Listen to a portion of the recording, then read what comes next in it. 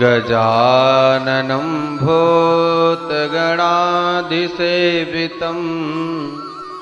कपित्थजम्बूफलचारुभक्षणम् उमासुतं शोकविनाशकारकम्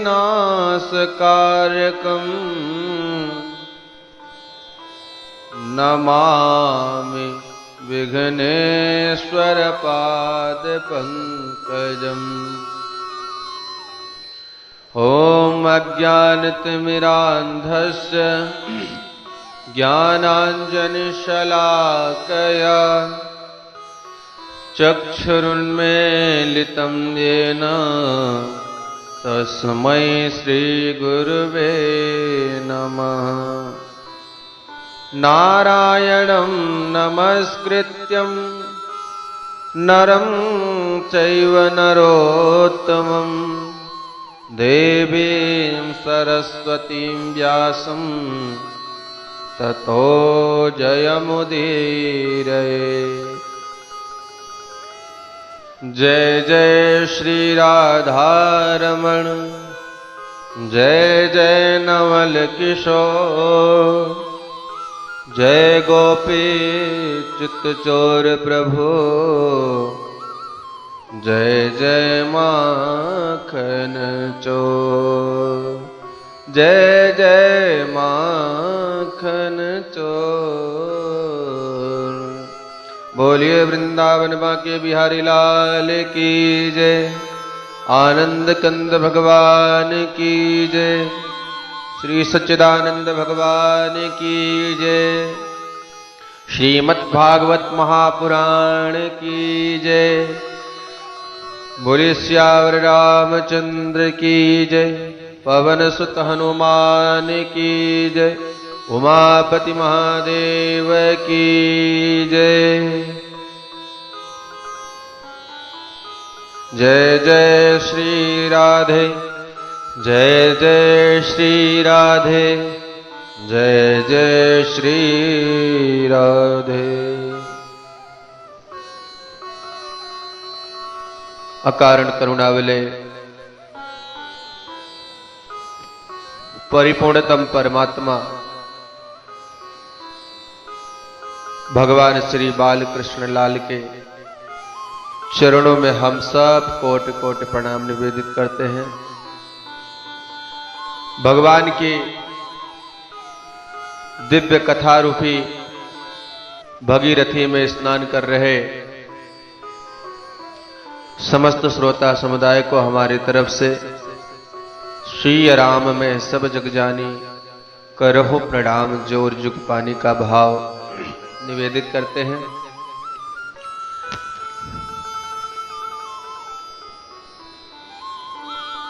कथा का शुभारंभ करें उससे पूर्व आइए 2 बार भगवान नाम का संकीर्तन करें। जो जहां है जैसे हैं पूर्ण निर्मल भाव के साथ भगवान की नाम की महिमा को गायन करें।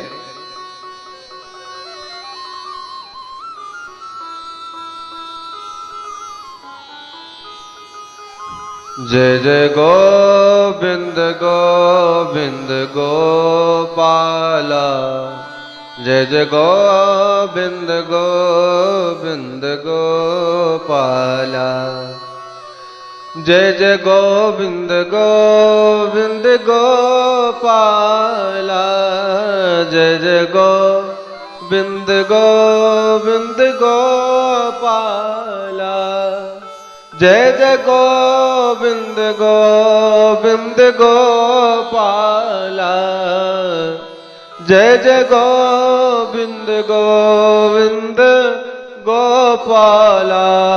मेरा मुरली मनोहर नंद लाला, मेरो मुरली मनोहर नंद लाला, जय जय गोविंद गोविंद गोपाला, जय जय गोविंद गोविंद गोपाला। मेरो मुरली मनोहर नंद लाला, मेरो मुरली मनोहर नंद लाला, हे मेरो मुरली मनोहर नंद लाला, आज मेरो मुरली मनोहर नंद लाला। जय जय गोविंद गोविंद गोपाला, जय जय गोविंद गोविंद गोपाला, जय जय गोविंद गोविंद गोपाला। बोलिए वृंदावन बांके बिहारी लाल की जय, आनंद कंद भगवान की जय।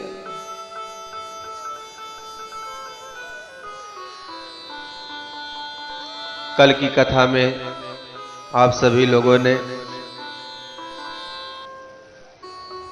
अर्जुन और सुभद्रा के विवाह की कथा को श्रवण किया।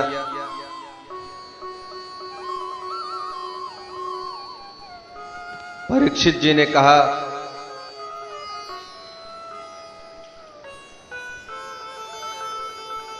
कि हे गुरुदेव, तो इस तरह से हमारे दादा और दादी का विवाह संपन्न हुआ। तब सुखदेव जी ने कहा, हाँ परीक्षित, ऐसे ही आपके दादा और दादी का विवाह हुआ था। सुखदेव जी कहते हैं, राजन, एक बार भगवान अपने समस्त परिकर को साथ में लेकर के जनकपुर आए। श्री जनक जी महाराज भगवान के अनन्य भक्त हैं। अब यहां पर ध्यान दें, जनक पदवी का नाम है ना। सीता जी के पिताजी जो थे उनका नाम था शीरध्वज जनक, और भगवान जिनके पास आए ये है बहुलाश्व जनक। जनक जी के वंश में जितने हुए सब जनक कहलाए। और सबसे बड़ी बात यह है कि सभी ब्रह्मज्ञानी हुए। ये विशेषता इस निमि वंश की है। बहुलाश्व जनक, शीरध्वज, कुशध्वज, धर्मध्वज आदि ये सब जनक परंपरा के राजा हुए, पर सबके सब जनक कहलाए। तो बहुलाश्व जनक भगवान के अनन्य भक्त थे, और मिथिलापुर में ही एक ब्राह्मण रहता था जिसका नाम था श्रुतदेव। और सबसे बड़ी बात यह है कि यह भी भगवान का अनन्य भक्त था। भगवान ने सूचना पहुंचा दी कि आज हम इनसे मिलने आएंगे। जो प्रभु के आगमन का समाचार मिला कि जनक जी महाराज पूरे राजकीय सम्मान से भगवान के स्वागत में खड़े हो गए। अब बेचारा श्रुतदेव ब्राह्मण, जिसकी टूटी फूटी झोपड़ी और घर में कुछ भी नहीं, पर भगवान का अनन्य भक्त था, तो वह भी हाथ जोड़ करके भगवान के स्वागत के लिए खड़ा था। जैसे ही प्रभु पधारे, दोनों ने कहा, आइए सरकार, हमारे घर को पावन कीजिए। अब तो भगवान बड़ी दुविधा में फंसे कि किसके यहां पहले जाए।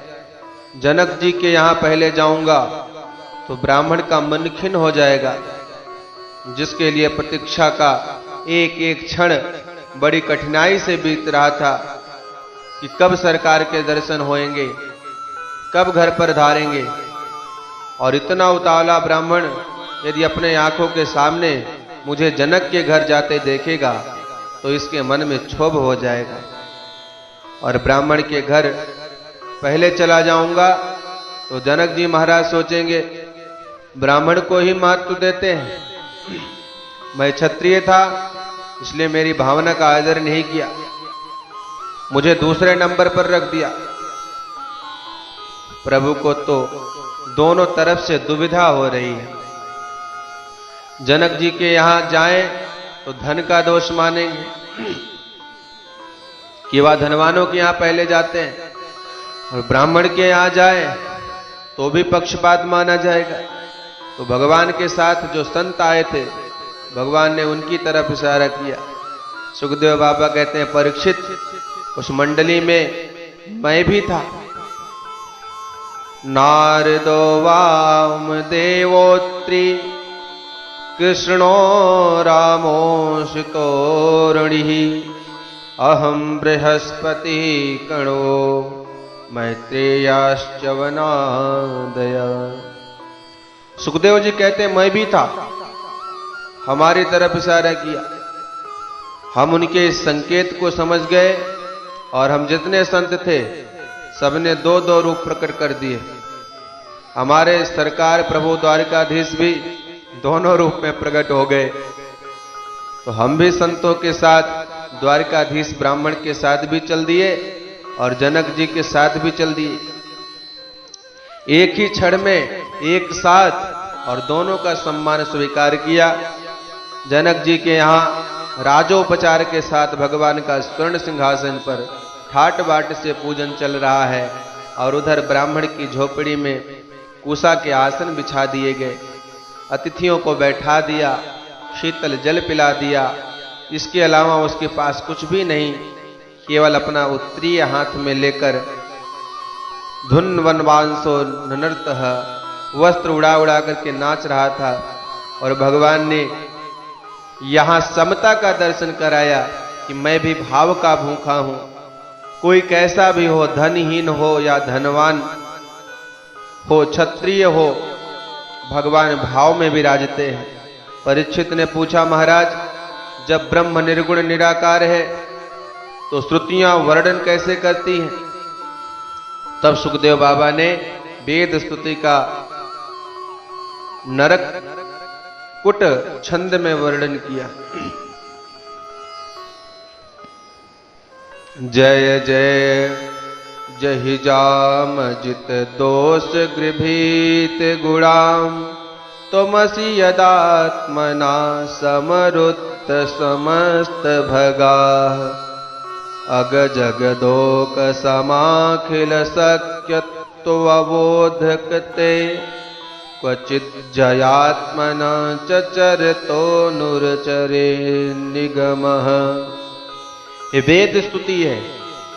जैसे सोते हुए सम्राट को सूत मागध बंदी जन आदि वृदावलियां गा करके जगाते हैं, ऐसे ही भगवती श्रुति उस परमात्मा की शक्ति का वर्णन करती है।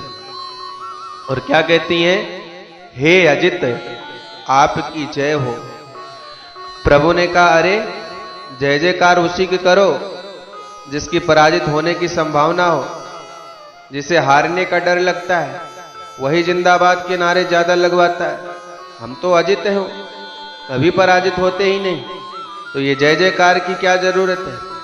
भगवती श्रुति कहती है, प्रभु आपकी तो जय जयकार है, आप अजित हैं, परंतु जीवों के हृदय में तो आपका पराभव दिख रहा है। महाराज, प्रत्येक प्राणी के भीतर काम, क्रोध, लोभ, मोह, मद, मत्सर आदि छिपे हुए हैं और प्रत्येक प्राणी के हृदय में आप भी बैठे हो। ईश्वरः सर्वभूतानां हृदयदेशे अर्जुना तिष्ठति। आप भी बैठे हो और ये विकार भी बैठे हैं, परंतु विकारों का तो दर्शन होता है। काम का वेग दिखता है, क्रोध का उद्वेग दिखता है, लोभ की प्रवृत्ति दिखती है। ये सब विकार तो दिखाई पड़ते हैं, पर आप कहां छुपे बैठे हो? आपका तो दर्शन कहीं होता ही नहीं। इसका मतलब कि इस घर में दुर्विकारों के झंडे लहरा रहे हैं और आपके झंडे का दर्शन ही नहीं हो रहा। इसलिए प्रार्थना है, हे जय जय, आप जीवों के हृदय में अपना उत्कर्ष बढ़ाइए, आपकी महिमा इन जीवों के हृदय में प्रकट हो। भगवान बोले, तो मैं क्या करूं अब? श्रुति भगवती कहती हैं, अजाम मायाम जही, इस माया को नष्ट कर दो महाराज, सो ही काम बन जाएगा। ये जीव को भटकाने वाली आपकी ये विचित्र माया है। भगवान बोले, मेरी माया गुणात्मिका है, दैवी योषा गुणमयी मम माया। तो ऐसी दिव्य सत्व आदि गुणों से समन्वित माया को मैं क्यों नष्ट करूं? श्रुति भगवती कहती है, प्रभु माया में जो गुण है वह जीवों को ठगने के लिए है। जैसे एक गणिका वैश्या परम गुणों से संपन्न होती है, अद्भुत श्रृंगार करती है, उसमें नाचने की अद्भुत कला होती है, कंठ उसका बड़ा मधुर होता है, बहुत अच्छा गाती है, पर गाना बजाना नाचना जो कुछ भी उसे आता है वह केवल दूसरों को लूटने के लिए है। उस गणिका के सारे गुण जैसे जीवों को ठगने के लिए हैं, वैसे ही आपकी माया में जितने गुण हैं वह भी जीवों को ठगने के लिए, धोखा देने के लिए है। दोष गृभीत गुणाम, इसलिए आप इस माया को नष्ट कर दें और जीव के हृदय में अपना उत्कर्ष बढ़ावें, क्योंकि ये जो जीव भी तो आपका ही बच्चा है, आपका ही अंश है। ईश्वर अंश जीव अविनाशी, चेतन अमल सहज सुख राशि।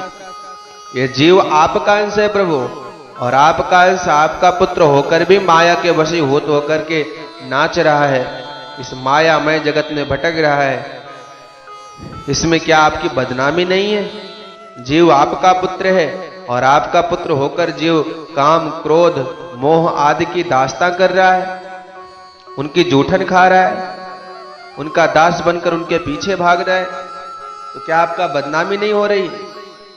आपका नाम पतित पावन भक्त वत्सल दीन बंधु है, तो क्या इन नामों की बदनामी नहीं होगी?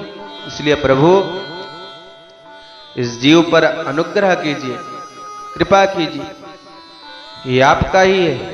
भगवान कहते हैं, तो मैंने इसे बुद्धि किस लिए दी है? बुद्धि दी है, विवेक दिया है, उस बुद्धि विवेक का परिचय दो और माया से बचो।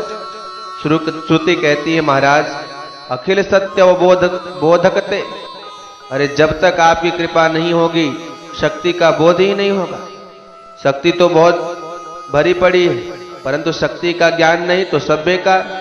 जब कोई समर्थ सदगुरु जिसे अपना सर्वस्व और शक्ति का पूर्ण ज्ञान हो, ऐसा जब ब्रह्म ज्ञानी संत सदगुरु के रूप में प्राप्त होता है, तो जीव को उसके स्वरूप का ज्ञान करा देता है कि तू तो परमात्मा का नित्य सखा है। सदगुरु वह संबंध स्मरण दिलाकर ये गिड़गिड़ाना, ये दुख की राशि से हमेशा के लिए दूर कर देता है और हमें अपना वह ब्रह्म स्वरूप स्मरण में आ जाता है। ब्रह्म वेद ब्रह्मौ भवति, माया के प्रबलता ने हमारे स्वरूप को ही हमसे बिल्कुल भुला दिया। सदगुरु ही इस भूल को सुधारते हैं और स्वरूप का बोध कराते हैं। एक दिना वन में बस के वनराज की नारी ने नाहर जायो, काहू गड़िरिया के संग लगयो ता, नेवाही को भेड़ बिच छुपायो। भूल गयो कुल कर्म सबे जब, बड़ो ही भयो तब खूब चरायो। ऐसे ही आत्मज्ञान बिना नर भूल के ब्रह्म से जीव कहायो। एक दिना वन में बस के वनराज किनारी में नाहर जायो, काहू गड़िरिया के संग लगयो ता, नेवाही को भेड़न बीच छुपायो। भूल गए कुल कर्म सबे जब, बड़ो ही भयो तब खूब चरायो। ऐसे ही आत्मज्ञान बिना नर भूल के ब्रह्म से जीव कहायो। नर भूल के ब्रह्म से जीव कहावे। हम थे तो ब्रह्म, पर जब स्वरूप का विस्मरण हो गया तो जीव बन गए। इस प्रकार से वेद स्तुति का एक एक श्लोक बड़ा ही मार्मिक है। वेदों का ज्ञान इसमें भरा हुआ है। भगवती श्रुति परमात्मा की महिमा का इस प्रकार से निरंतर प्रतिपादन करती है। परीक्षित ने पूछा, गुरुदेव एक बात बताओ, भगवान भोले बाबा महाफक्कड़ देवता हैं, पर उनके शिष्य भक्त जितने भी मिलेंगे सब धनवान करोड़पति ही मिलेंगे, और लक्ष्मीपति नारायण के भक्त जितने मिलेंगे सब निर्धन। ऐसा क्यों होता है? ये उल्टा क्यों है? देवासुर मनुष्येषु ये भजन्त शिवम शिवम प्रायस्तो धनिनो भोजा न तो लक्ष्म्याः पतिं हरिम। श्री सुखदेव जी कहते हैं, राजन, हमारे भोले बाबा ओघड़ दानी है, जिसने जो मांगा दे करके पिंड छुड़ाया। पर भगवान नारायण ऐसा नहीं करते। निरीक्षण परीक्षण करके जब सब उचित पात्र समझते हैं तब कुछ देते हैं। एक बात तो हमारे भोले बाबा से बृकासुर दैत्य ने वरदान मांगा कि जिसके सिर पर हाथ रख दो वह भस्म हो जाए। यस्य यस्य करम शीर्षणी भाष्य साम्रियतामिति। भोले बाबा ने तुरंत कह दिया, तथास्तु, जाओ। उसी का नाम भस्मासुर हो गया। उसने जब भोले बाबा के वाम अंग में विराज भवानी को देखा तो गौरी हरण लालसा, भवानी का ही हरण करने का विचार बनाने लगा और भोलेनाथ की तरफ हाथ बढ़ाया। भोलेनाथ ने कहा, ये क्या कर रहा है? तुझे वरदान मिल गया, अब जा। दैत्य बोला, महाराज वरदान तो मिल गया, अब सोच रहा हूं जरा प्रयोग करके तो देखूंगा। भोलेनाथ ने कहा, मेरा ही वरदान है और मेरा ही सिर मिला है तुझे। दैत्य बोला, महाराज वरदान आपका है तो प्रयोग आप पर ही करूंगा। अब भोलेनाथ को भागना पड़ा। अब आगे आगे भोले बाबा, पीछे पीछे भस्मासुर। शिव जी कहने लगे, हे गोविंद, इस दुष्ट से हमारी रक्षा करो। भगवान समझ गए आज बाबा चक्कर में पड़ गए। एक क्षण बिना सोचे ही तथास्तु बहुत कहते हैं। जब भोलेनाथ भागते भागते परेशान हो गए तब भगवान नारायण बटुक बामन बनकर रास्ते में प्रकट हो गए। साकुनेय भवान व्यक्तम श्रान्तः किम दूरमागता क्षणं विश्रमयतां पुंस आत्मायं सर्वकामधृक्। अरे भाई शकुनी नंदन बृकासुर, तू कहां भागा जा रहा है? बृकासुर ने सोचा कि छोटा सा ब्रह्मचारी मेरे बाप का नाम भी जानता है। बृकासुर पहले तो बोला, मैं इस समय बहुत जल्दी में हूं, तुमसे बातें में उलझ जाऊंगा तो शंकर भाग जाएगा। ओहो, तो शंकर के पीछे भाग रहे हो? ये शिव शंकर, खबरदार, अगर एक कदम भी आगे बढ़े तो। भोले बाबा तुरंत खड़े रह गए। पीछे मुड़कर देखा तो भगवान ने इशारा किया, बाबा चिंता मत करो। भोलेनाथ समझ गए प्रभु की कुछ लीला प्रारंभ हो गई, सो भोलेनाथ खड़े हो गए। बृकासुर ने सोचा, ये ब्रह्मचारी बड़ा करामाती है, एक फटकार में इसे शंकर को खड़ा कर दिया। मैं भी थक गया हूं तो इस बहाने थोड़ा आराम भी कर लूंगा। सो बटुक के पास आकर बृकासुर बोला, कहिए हमें क्यों बुलाया? भगवान बोले, भैया शरीर है तो सब कुछ है, और एक तुम हो कि पसीने में लथपथ हो और फिर भी भागे चले जा रहे हो, ऐसी क्या आफत आ गई? बृकासुर ने पूरी कहानी सुना दी। वह इसने हमें वरदान दिया, अब भाग रहा है। भगवान बोले, ओहो, तो मेरी तरह तुम भी इसी के चक्कर में पड़ गए। तेरी तरह मैंने भी इससे एक दिन वरदान मांगा था और बिल्कुल यही वरदान मांगा था, जिसके सिर पर हाथ रख दूं वह भस्म हो जाए। पर ये इतना झूठा है कि मुझसे कह दिया तथास्तु। अब रोज अपने सिर पर खोपड़ी पर हाथ पटकता हूं, कहीं कुछ नहीं होता। ये तो भांग के नशे में मस्त रहता है और मुंह में से किसी से कुछ भी कह देता है, पर होता कहीं कुछ भी नहीं। तुम बेकार में इसके पीछे भाग रहे हो।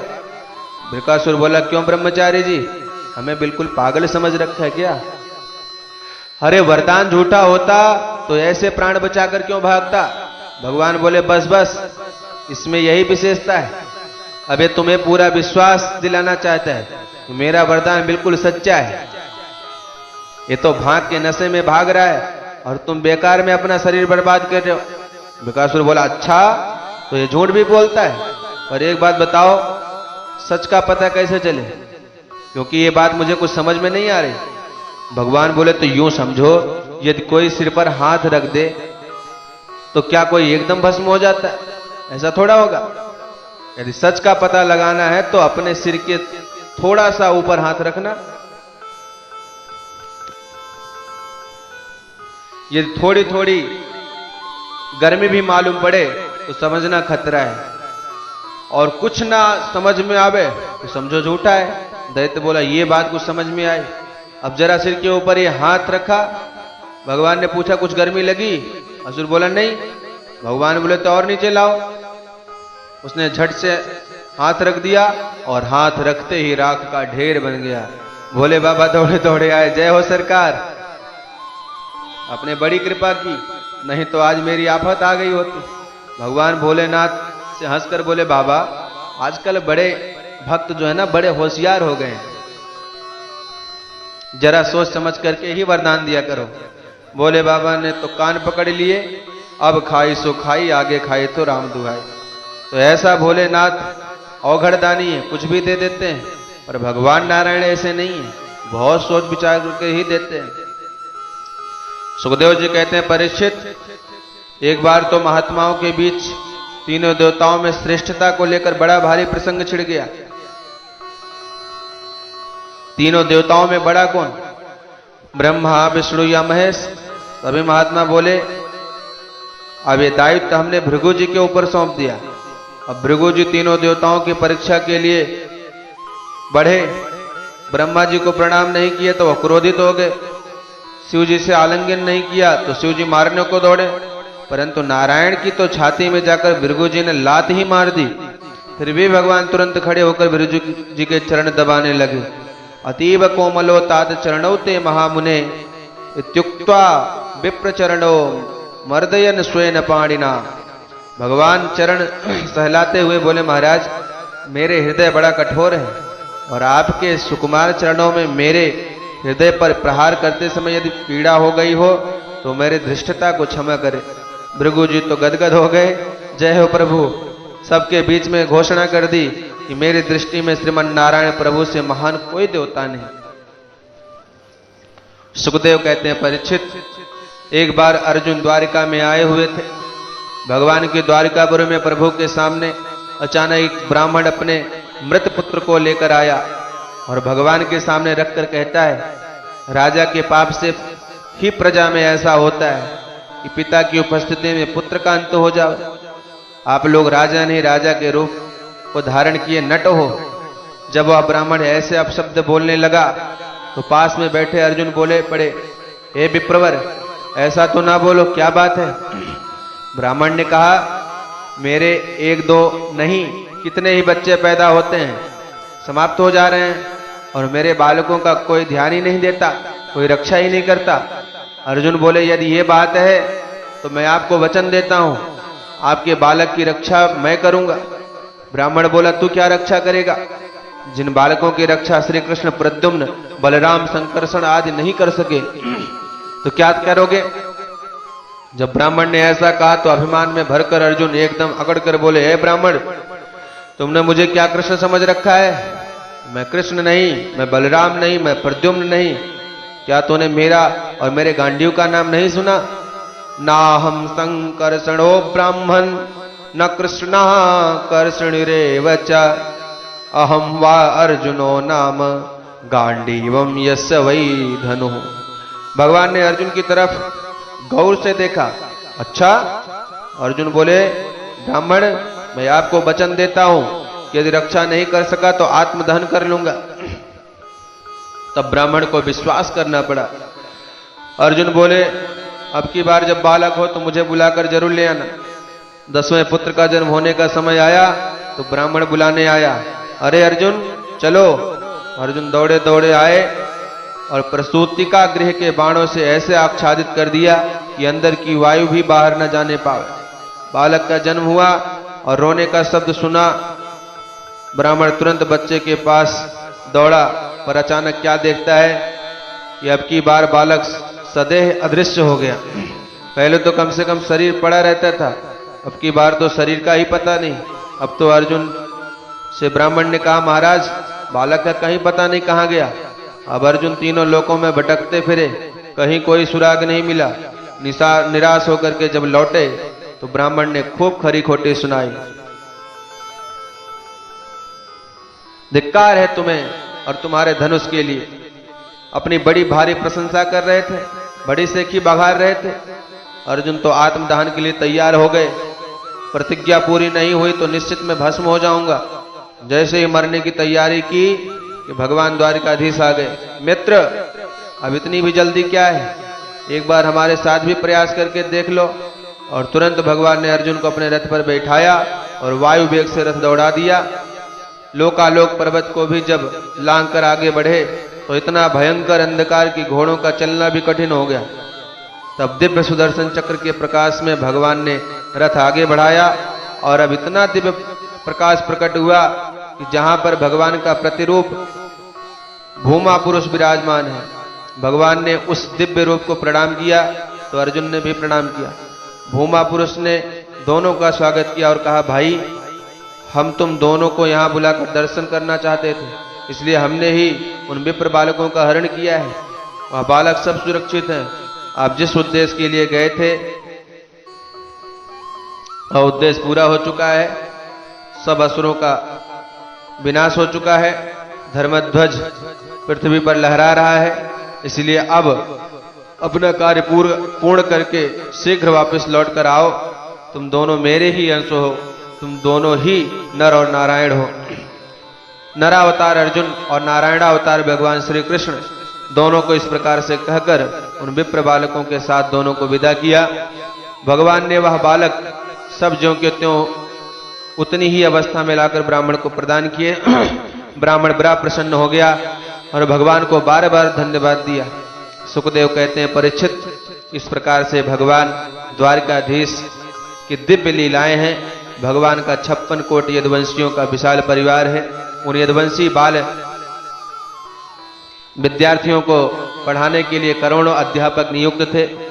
भगवान की जो 16,108 रानियां हैं, भगवान का सामीप्य पाकर परम सुख प्राप्त करती हैं। परंतु जब प्रातः काल होने को आता है तो उन्हें अज्ञात आशंका होने लगती है कि अब हमारे प्रियतम से हमारा विच्छोह हो जाएगा। क्रूर पक्षी की विकल ध्वनि जब सुनती है तो उन पक्षियों से ही भगवान की चर्चा करती है। इसे महिषी गीत कहते हैं। अरे क्रूरी, तू भी क्या हमारी तरह प्रियतम के वियोग से दुखी होकर विलाप कर रही है? क्या तुझे भी नींद नहीं आती? इस प्रकार से पुकार पुकार कर हमारे प्रियतम की निद्रा को भंग मत कर। हंस, स्वागत है आपका, आओ आओ, हम तुम्हें बढ़िया दूध पिलाती हैं, ये सुंदर दुग्ध का पान करो। हमें हमारे प्रियतम भगवान श्री कृष्ण के सुंदर चरित्रों को सुनाकर मुग्ध करो। हसम स्वागतमास्याताम पिबपायो बृहंग सौरे कथाम। क्या तुम्हें हमारे पास भगवान ने ही भेजा है? इस प्रकार से को जड़ को चैतन ना जानत बिरही जन, जैसे बिरही को सारा जगत अपने प्रियतम से ही संबंधित प्रतीत होता है, उसी प्रकार से भगवान की परम प्रिया पटरानियां भी भगवान की चर्चा उन पक्षियों से भी किया करती थीं और ऐसे ही उनका समय संपन्न होता था। इसके साथ ही भागवत के 90 अध्याय युक्त 10वां स्कंद संपन्न होता है। आज की कथा को यहीं पर विश्राम देंगे। अब कथा बिल्कुल समापन की तरफ है। ज़्यादा से ज़्यादा 2-3 एपिसोड और जाएंगे, उसके बाद पूर्ण रूप से कथा का विश्राम किया जाएगा। और अगर भगवत कृपा रही, हरि की इच्छा रही, तो कुछ दिनों में आप सभी के पास श्रीमद् पावन प्रज्ञा पुराण की कथा हम पहुंचाएंगे, जो कि इस युग की कथा है, आज की समस्या का समाधान है। तो आप सभी को बहुत बहुत धन्यवाद, बहुत बहुत शुभकामनाएं, मंगल कामनाएं। जिस तरह से श्रद्धा से युक्त होकर के आप लोग श्रीमद् भागवत की कथा को आनंद पूर्वक श्रवण कर रहे हैं, ऐसे ही श्रवण करते रहें। अपने कोई स्नेही हो, परिजन हो, उनके पास तक भी ये कथा अवश्य पहुंचाएं, ताकि वो लोग भी पुण्य लाभ प्राप्त कर सकें। कहते हैं कि अगर आप स्वयं कथा श्रवण करते हैं तो आपको तो पुण्य मिलता ही है, लेकिन उसके साथ साथ यदि आप कुछ लोगों को और कथा श्रवण कराते हैं तो उस जो और लोग कथा सुनते हैं उनका भी पुण्य 10 गुना पुण्य आपका मिल जाता है। तो इसलिए आप सभी लोग अधिक से अधिक कथा श्रवण करें और अपने जीवन में कुछ ना कुछ अमूलचूल परिवर्तन लाएं, अपने जीवन शैली को बदलें, अपने जीवन जीने के तरीकों को बदलें और भगवान की महिमा को गाते रहें, भगवान की भक्ति करते रहें। इस तरह से आज की कथा को यहीं विश्राम देते हैं। बहुत बहुत शुभकामनाएं, मंगल कामनाएं। ओम विश्वानि देव सवितर दुरितानि परासुव यद भद्रम तन्नासुव। ओम शांति शांति शांति सर्वारिष्ट सुशांतिर्भवतु। जय जय श्री राधे, जय जय श्री राधे, जय जय श्री राधे।